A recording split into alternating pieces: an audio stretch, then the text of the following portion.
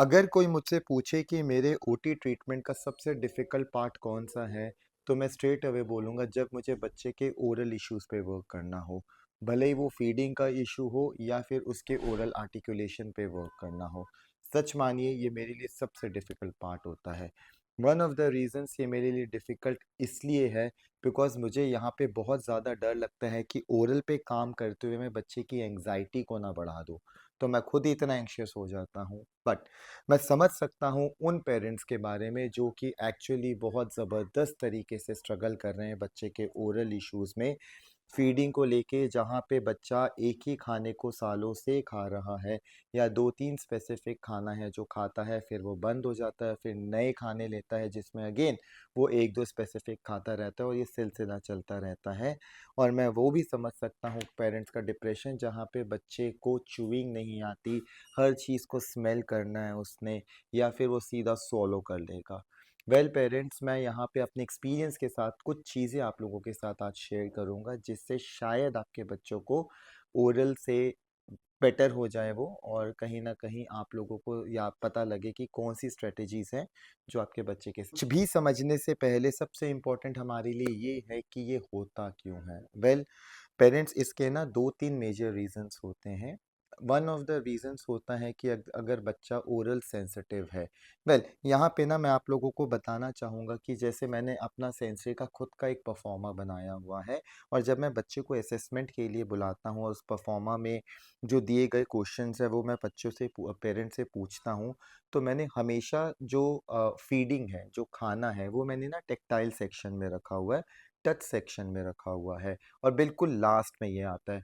Well one of the reasons ये है because जब मैं टैक्टाइल का असेसमेंट करने जाता हूँ और मुझे लगता है कि बच्चा एक्चुअली टच को लेके डिफेंसिव है, जहाँ पे वो स्लाइमी चीज़ें टच नहीं कर रहा, हाथों से खाना नहीं खा रहा, हल्का-सा गंदा हो गया, उसने अपने हाथ पोंछ लिए।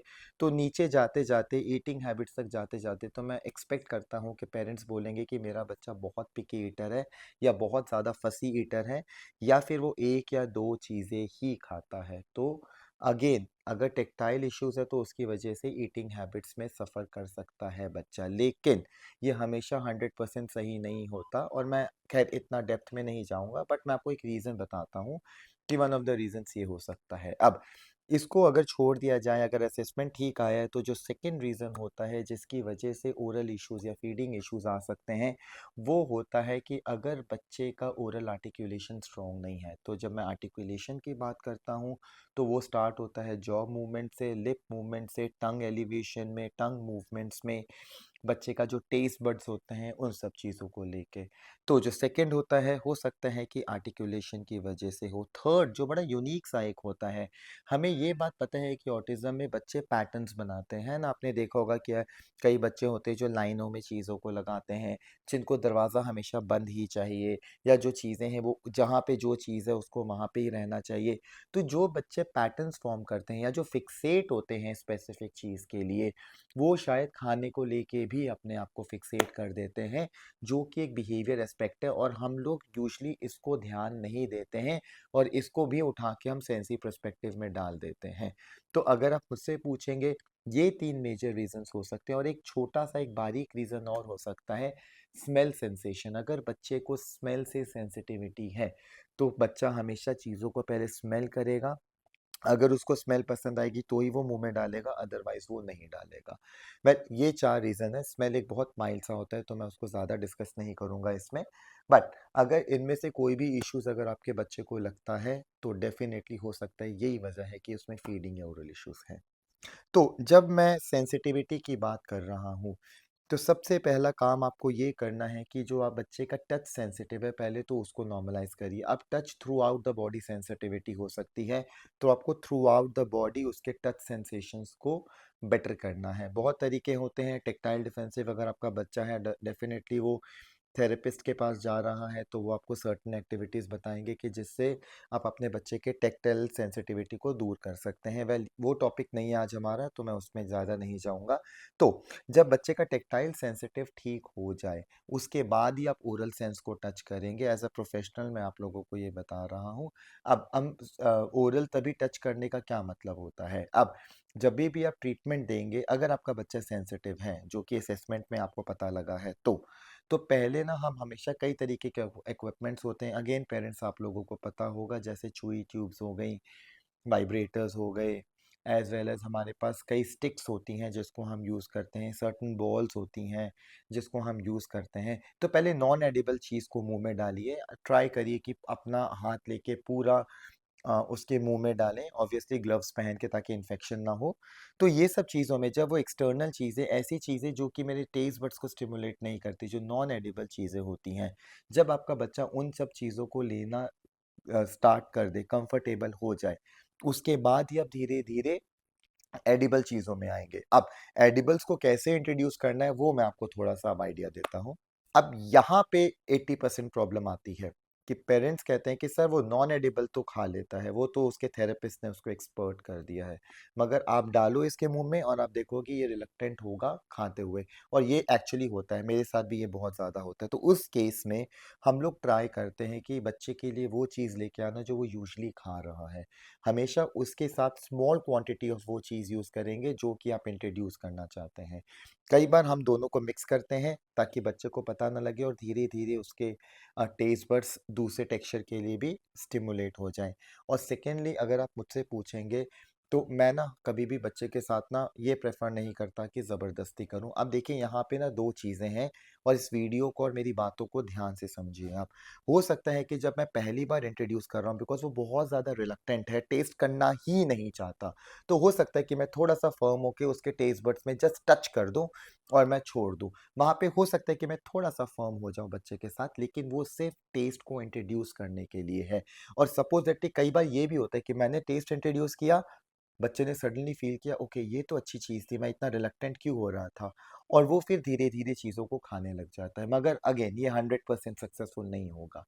सेकंड स्टेप जो आपको ये करना है, वो ये करना है कि अगर सपोज़ेटली आपने कोई ऐसी चीज़ रखी, जो आपको लगता है कि ये खा सकता है लेकिन ये नहीं खा रहा, तो उस चम्मच को ना, लाइक स्पून में मैंने वो चीज़ रखी है, तो ना आपको अपने बच्चे के मुँह के पास रखना है। आप उसको मुँह में नहीं डालेंगे, दूर रखिए और स्लोली-स्लोली उसको क्लोज़ लेके आते रहिए। हो सकता है कि वो यहाँ देख रहे हैं, वो यहाँ कर रहा है, आपके हाथ को वो पुश कर रहा है, लेकिन आप फिर भी पेशेंस के साथ उस चम्मच को जितना उसके मुँह के पास लेकर आ सकते हैं, लेकर आइए। एंड मैं आपको बता रहा हूँ, ये मेरा 18 इयर्स का एक्सपीरियंस है कि बच्चा धीरे-धीरे उस चम्मच की तरफ आएगा और वो कहीं न कहीं अपनी टंग को टच करेगा या फिर वो टेस्ट करना स्टार्ट करेगा। ये तभी होगा जब आप चुप बैठेंगे, आप एंग्ज़ियस नहीं होंगे, आप पेशेंट रहेंगे और आप वो अपॉर्च्युनिटी देंगे जहाँ पे उसको ये ना लगे कि ज़बरदस्ती मेरे मम्मी या पापा स्पून को मेरे मुँह में डाल देंगे। इस प्रोसेस को ना कई बार महीने लग जाते हैं। पेरेंट्स एग्ज़ैक्टली महीने लग जाते हैं।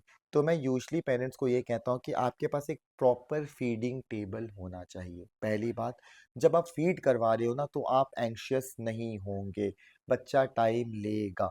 तो उस केस में हो सकता है कि आज सिर्फ़ 1 स्पून उसने खाया है, कोई बात नहीं। आपने आधा घंटा दिया, उसने 1 स्पून खाया है, लीव इट, वो भी बहुत बड़ी विक्ट्री है आप लोगों की। एंड देन जो उसको खाना है आप उसको दे सकते हैं ताकि उसका पेट भरता रहे। धीरे-धीरे अगर आप एंग्ज़ियस नहीं होंगे, आप पेशेंट रहेंगे और जब आप ये ले रहे हैं ना सेशन, तो घर पे सबको बोल दीजिए कि जब मैं इसको फ़ीड करा रहा हूँ या करा रही हूँ, मुझे कोई डिस्टर्ब नहीं करेगा। ताकि आप बार-बार एंग्ज़ियस ना हो, पेशेंटली करिए, 15-15 दिन का चार्ट बनाइए और देखिए कि 15 दिन में अगर चम्मच यहाँ थी और वो अपने लिप्स पे टच करने लगा है या वो 1 चम्मच खाने लगा है, वो भी बहुत बड़ी अचीवमेंट है। ये सिर्फ़ एक वॉल है। एक बार उसको समझ आ गया ना, एक बार उसका डर खत्म हो गया ना, तो उसकी सेंसिटिविटी डेफ़िनेटली दूर हो जाएगी। वेल अब ये था सेंसरी सिस्टम के बारे में, लेकिन अब मैं यहाँ पे बात करूँगा आर्टिकुलेशन को लेके, बिकॉज़ जैसे मैंने आपको बोला कि आर्टिकुलेशन भी is one of the reasons जहाँ पे फीडिंग में प्रॉब्लम्स आती हैं। तो अगेन इसके लिए ना एक स्पेसिफ़िक कोर्स होता है, स्पीच थेरेपिस्ट परफेक्ट हैं, जहाँ पे वो आपको समझाएँगे कि आपके बच्चे की टंग मूवमेंट्स नहीं है, लेटरलाइज़ेशन नहीं है, वो फूड को रोटेट नहीं कर पा रहा है, उसके टेस्ट बड्स जो है वो इतने ज़्यादा स्टिमुलेटेड नहीं है, उसकी जॉ मूवमेंट इतनी स्ट्रॉन्ग नहीं है, उसकी लिप मूवमेंट इतनी स्ट्रॉन्ग नहीं है। तो ये सब चीज़ों के साथ करके आपको पूरा ओरल आर्टिकुलेशन पे वर्क करना पड़ता है, जिससे कि उसका खाना जो है वो ईज़िली कंफर्टेबली बिना किसी डर के वो चबाए और खाए। अब जब मैं पैटर्न फॉर्मेशंस की बात करता हूँ ना, मैं हमेशा अपने जूनियर्स को जो ट्रेनिंग लेते हैं उनको मैं एक एग्जांपल देता हूँ। वो एग्जांपल ये होता है कि मेरे साथ एक केस हुआ था जिसको सिर्फ वाइट चीज़ें खानी थी, सिर्फ उस बच्चे को वाइट चीज़ें खानी थी। तो हम लोगों ने जब स्टार्ट किया तो हम लोगों ने उसके वाइट चीज़ों के साथ साथ फिर पेरेंट्स को बोला कि थोड़ी सी आप हल्दी डालिए और उस वाइट को क्रीम कलर लेके आइए, लेकिन बहुत माइल्ड माइल्ड लेवल पे। और धीरे-धीरे हमने उसको व्हाइट से येलो पे ट्रांसफ़र किया। तो जहाँ पे वो येलो पे ट्रांसफ़र हो गया, आप ट्रस्ट करिए मेरे पे कि येलो पे ट्रांसफ़र होते ही उसका वो पैटर्न टूट गया कि उसको व्हाइट चीज़ें ही खानी है।